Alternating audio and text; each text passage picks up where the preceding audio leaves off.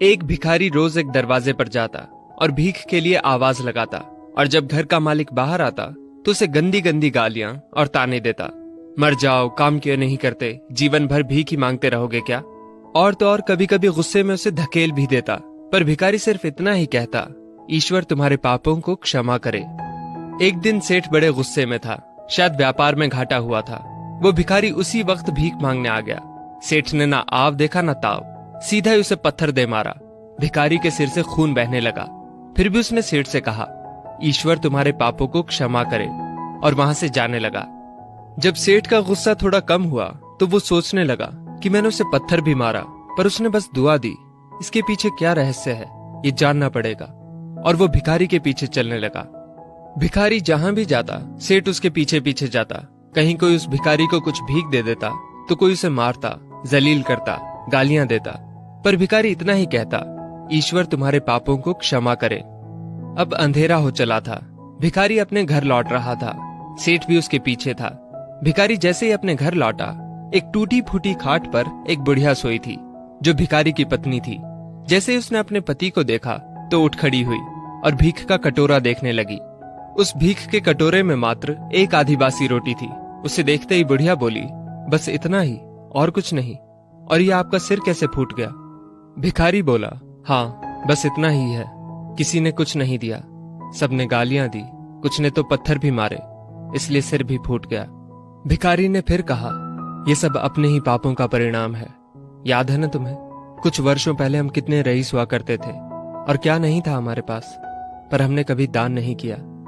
याद है तुम्हें वो अंधा भिखारी? बुढ़िया की आंखों में आंसू आ गए।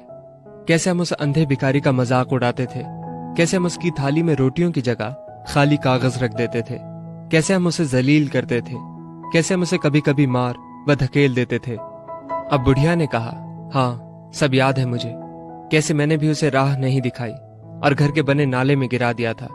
जब भी वो रोटियां मांगता था तो मैंने बस उसे गालियां ही दी। एक बार तो उसका कटोरा तक फेंक दिया था। और वो अंधा भिखारी हमेशा कहता था कि तुम्हारे पापों का हिसाब ईश्वर करेंगे, मैं नहीं। आज उस भिखारी की बद्दुआ और हाय हमें ले डूबी। फिर भिखारी ने कहा, पर मैं किसी को बद्दुआ नहीं देता, चाहे मेरे साथ कितनी भी ज्यादती क्यों ना हो जाए। मेरे लब पर हमेशा दुआ ही रहती है। मैं नहीं चाहता कि कोई और इतने बुरे दिन देखे।